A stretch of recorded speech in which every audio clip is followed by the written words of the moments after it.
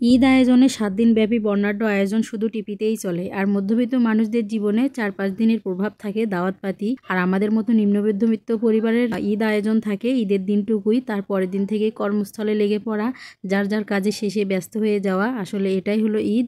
একেকজনের কাছ থেকে ঈদটা একেক রকম হয়, কারো ভালো যায় কারো খারাপ যায়। সবশেষে ঈদটা হলো আমাদের একটা আনন্দের দিন, উৎসব। বছর শেষে ২টা ঈদই আসে আমাদের। তারপরেও এর মধ্যে যে যতটুকু পারে নিজেদের সাধ্যমতো আনন্দ করার চেষ্টা করে। আমরাও তার ব্যতিক্রম না, আমরাও চেষ্টা করেছি সবার সঙ্গে ঈদের আনন্দটা ভাগাভাগি করে নেওয়ার জন্য। আসসালামু আলাইকুম ভাইয়াপুরা, কেমন আছেন সবাই? আশা করি সবাই অনেক ভালো আছেন। আলহামদুলিল্লাহ আমরাও অনেক ভালো আছি। এই তো ঈদ শেষ করে আমরা সবার যে যার কাজে কাজে ব্যস্ত হয়ে পড়েছি। সবাই সবার কাছ থেকে কর্মস্থলে ফিরে গেছে, ঈদ সবার শেষ। আর আমি ঈদের ব্লগটা এখন ছাড়তেছি। তো আশা করছি আপনারা ঈদের ব্লগটা খুব আনন্দের সঙ্গেই দেখবেন। আর যদি ভালো লাগে অবশ্যই একটা লাইক করে দেবেন। আমরা গরিব হতে পারি, নিম্ন মধ্যবিত্ত হতে পারি, কিন্তু সবারই কিন্তু ঈদ আছে। আর ঈদটা যে যার মতো করে নিজের পছন্দ অনুযায়ী কাটানোর চেষ্টা করে। তো আমরাও সেই রকমই চেষ্টা করেছি, আমাদের সাধ্য অনুযায়ী সবার সঙ্গে হাসি খেলে ঘুরে ফিরে খাওয়া দাওয়া করে ঈদটা কাটিয়েছি।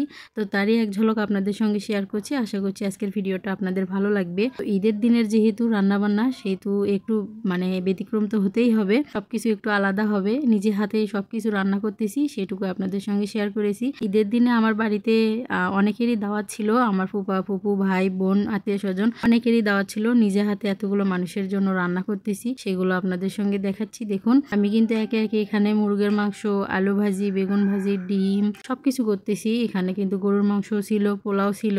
ঈদ তো শেষ হয়ে গেছে অনেক আগে। ঈদের যে ৭ দিন ব্যাপী বর্ণাঢ্য আয়োজন থাকে টিভি স্ক্রিনে, সেগুলোও শেষ হয়ে গেছে। আর এতদিন পর আমি আজকে ঈদের ব্লগ শেয়ার করতেছি, তার কারণ সবাই কিন্তু সবার জায়গা থেকে ব্যস্ত থাকে। ঈদ শেষ হয়ে গেলেও ঈদের যে পিছনের যে ব্যস্ততম দিনগুলো থাকে সেগুলো কাটিয়ে উঠতে। আর আমরা যারা ব্লগিং করি তারা এই আবার ব্লগে ফিরে আসা, ওই ব্লগগুলো নিয়ে ঈদের যে মুহূর্তগুলো কাটিয়েছিলাম এইসব গুছিয়ে আসতে কিন্তু অনেকটাই সময় লাগে। তারপরেও কিন্তু চেষ্টা করেছি তাড়াতাড়ি আসার জন্য, কিন্তু পারিনি, কি বলবো। আর আমি অনেকটাই ব্যস্ত ছিলাম, আপনাদের সঙ্গে ভিডিও শেয়ার করব রেখে দিয়েছি। আফসোসও হচ্ছিল যে আমার সব ভাইয়াপুরা যারা ব্লগিং করে তারা কিন্তু ঈদের ব্লগ অনেক আগেই ছেড়ে দিয়েছে। এখানে আর একটা আপু আছে যে মমহিরা আপু, যার ভিডিও আমি প্রায় দেখি, সবগুলো ভিডিওই দেখা হয়। তিনি কিন্তু অনেকদিন পর পর ভিডিও আপলোড করে, তিনিও আমার আগে ভিডিও আপলোড করে দিয়েছে। আর আমি সবার পিছে পড়ে গেছি। তো এখন থেকে কন্টিনিউ করব, চেষ্টা করব আপনাদের সঙ্গে রোজ একটা করে ভিডিও দেওয়ার।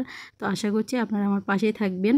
আর আমি কি কি রান্না করতেছি এর মাঝখানে কিন্তু আপনাদের আমি দেখিয়ে দেওয়ার চেষ্টা করতেছি। তো সব রান্না কিন্তু একা হাতে করেছি, টুকটাক একটু হেল্প করেছে আমার শাশুড়ি, পেঁয়াজটা কেটে দিয়েছে। আসলে আমি পেঁয়াজ কাটতে পারি না, ওই পারি দুই একটা কাটতেই হচ্ছে চোখ জ্বালা করে আর হচ্ছে মাথা ঘোরায়। সেই জন্য পেঁয়াজটা যদি আমাকে কেউ কেটে দেয়, আর মশলা বাটাবাটি করা থাকে ফ্রিজে, তো সেই জন্য রান্নাটা করতে খুব সহজ হয়ে যায়। আর আমি মাছ হাত দিয়ে ছুঁই না, মাছটা রান্না করেছি অনেক কষ্টে, গন্ধ লেগেছিল। তারপরেও এখানে তেলাপিয়া মাছ ছিল, ওটা কিন্তু আমার বোন হচ্ছে মেখে দিয়েছে। আমি ভেজে রান্না করেছি, হাত দিয়ে তো ধরিনি। তারপরও রান্না করার সময় নাকে একটু গন্ধ লেগেছিল। কি আর করবো, দাওয়াত দিয়েছি লোকজনকে, খাওয়াতে তো হবেই। আমি যেটা খাই না সেটা তো তারা খায়। মাছে ভাতে বাঙালি, মাছ না খেলে হয়? তো দাওয়াত দিয়েছি, সেখানে মাছ থাকবে না, মাছের মেনুটা থাকবে না, সেটা কি করে হয়? তো একটা খুব কষ্ট করেই রান্নাটা করেছি সবার জন্য। অন্য রান্না করতে তো এতটা কষ্ট হয়নি, মাছ যেহেতু খাই না, গন্ধ লাগে, সেই জন্য। আমি এখানে পোলাটাও কিন্তু সুন্দরভাবে করেছি। আমি খুব সুন্দরভাবে পোলাটা রান্না করতে পারি, না শক্ত হয় না নরম হয়। নিজের প্রশংসা নিজেই করতেছি, তার কারণ সবাই খেয়ে ভালোই বলেছিল। বিশেষ করে যে জিনিসটা আমি নাক চটকে রান্না করেছিলাম মাছ, ওইটা খেয়ে বেশি প্রশংসা করেছে সবাই। আমার মাছ রান্না নাকি অনেক সুন্দর হয়েছিল। তো সবশেষে আমি কিন্তু রান্নাবান্না যেগুলো করেছি সবগুলো আপনাদের একসঙ্গে দেখিয়ে দিব। তো টুকটাক গরিবের মেহমানদারি যা হয় সেটাই রান্না করার চেষ্টা করেছি। মাছ, ডিম, আলু ভাজি, বেগুন ভাজি, গরুর মাংস, মুরগির মাংস, পোলাও। অনেক আপু ভাইয়াদের কাছে এই রান্নাটুকু হয়তো সামান্য হতে পারে, কিন্তু আমাদের কাছে এটাই অনেক। আমরা নিম্ন মধ্যবিত্ত পরিবার থেকে বিলং করি, তো আমরা যেরকমভাবে আমাদের সামর্থ্য হবে সেরকমভাবেই কিন্তু মেহমানদারি করার চেষ্টা করেছি। তো আশা করছি আপনারা যে যার জায়গা থেকে বুঝবেন, কারণ আপনারা হয়তো আরও অনেক ডিশ তৈরি করেন। এগুলো কিন্তু আমি পরবর্তীতে প্লেট বাটিতে তুলে নিব যখন খাবার সার্ভ করব। মেহমানদের দাওয়াত ছিল দুপুরে, সকাল থেকে দুপুর পর্যন্ত রান্না করেছি। তারপরে গোসল করে ফ্রেশ হয়ে এসেছি। আর রান্না করতে কিন্তু দুপুরের থেকেও একটু বেশি সময় লেগে গিয়েছিল। একা একা যেহেতু রান্না করেছি আর গ্যাসের চুলা একটাই, তো সেই জন্য একটু দেরি হয়ে গেছে। আর ঈদের দাওয়াতে কিন্তু আপনাদের সেমাই দেখাতে পারতেছি না, তার কারণ সেমাই, মুড়ি সব কিছু আমরা সকালবেলা খেয়েছি, সেটা ভিডিও করতে ভুলে গেছি, ওটা স্কিপ হয়ে গেছে। তো এখানে খাবার দাবারটাই শেয়ার করতেছি আপনাদের সঙ্গে। সবার শেষে আমার মেহমানদের একটা অংশ বসিয়ে দিয়েছি। এই অংশ খাওয়া হয়ে গেলে কিন্তু পরবর্তীতে আরও অর্ধেকগুলো বসবে।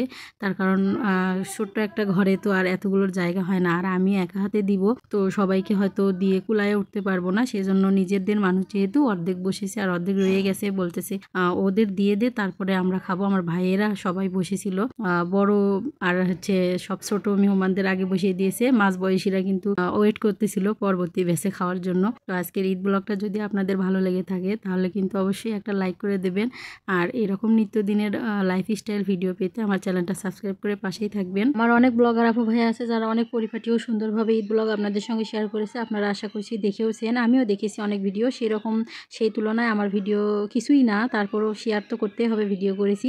যাই হোক, আজকের মতো এখানে বিদায় নিয়ে নিচ্ছি। আল্লাহ হাফেজ, আসসালামু আলাইকুম।